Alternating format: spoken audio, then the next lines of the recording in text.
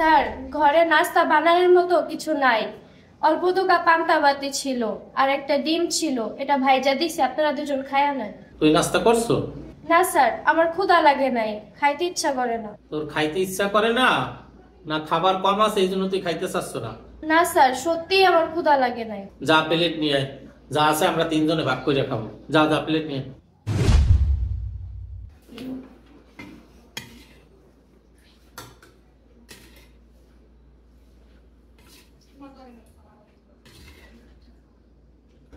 নে মা, অল্প কটা খাইয়ে নে।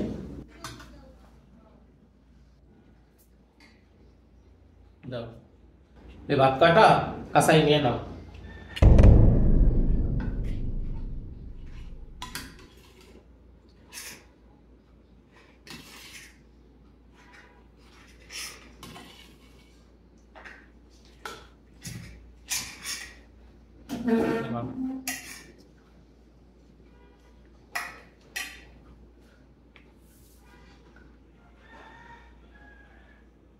Bye.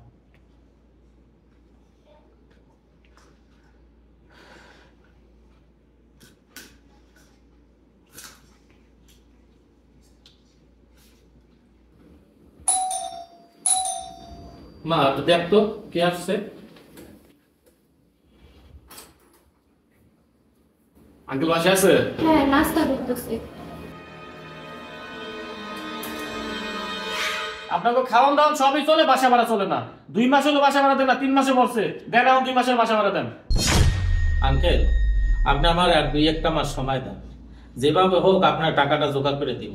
না, আপনাকে সময় দিতে পারুন না। 1 সপ্তাহ সময় দিলাম, 1 সপ্তাহের মধ্যে বাসা ভাড়া না দিলে মাল আমার একটা গাড় দেওয়া বাসা থেকে বার করে তুমি।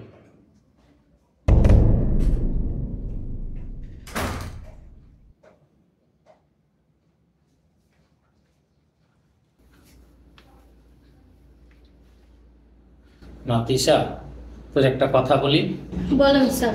আমি আর তোরে আমাকে বাসায় রাখতে পারবো না, তুই অন্য কোথাও একটা ব্যবস্থা কর।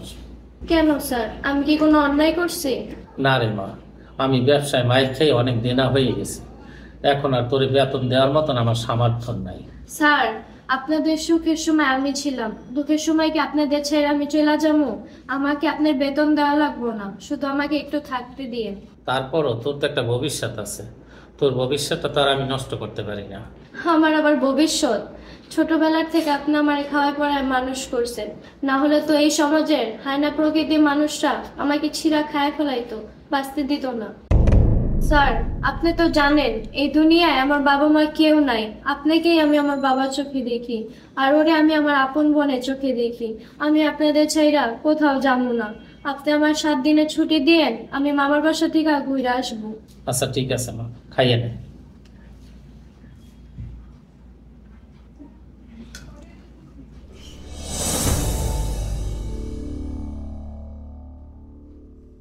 আঙ্কেল, আঙ্কেল কই আপনি? এদিকে এসে তাড়াতাড়ি বাসা ভাড়া দেন।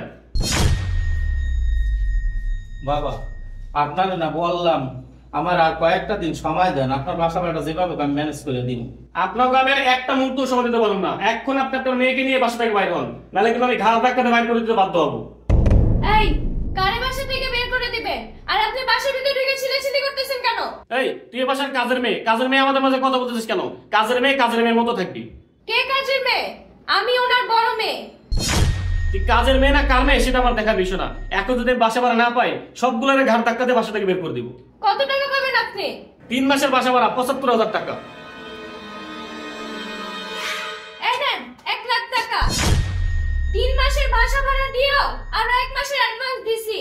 আর এই বাসার চারপাশে আর আসবেন না, আপনি বাসা ভাড়া আমরা যে দিয়ে আসবো।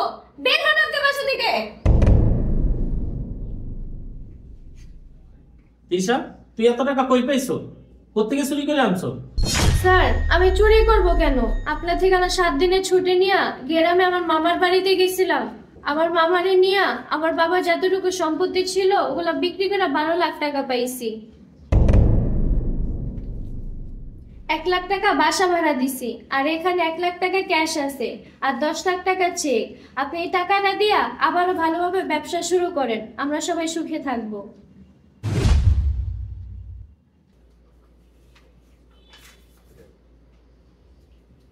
মা, তুই এটা কি করছো? তোর শেষ সম্বলটুকু আমাদের জন্য তুই শেষ করে দিছো। বাবা শেষ কই করলাম? আমার বাবা বিপদে পড়ছে, তার পাশে আমি দাঁড়াবো না? আয় মা, তুই আমার বাসার কাজের মেয়ে না, তুই সত্যিই আমার বড় মেয়ে। আপু, বাবা ঠিকই বলছে, সত্যি তুমি আমার বড় বোন।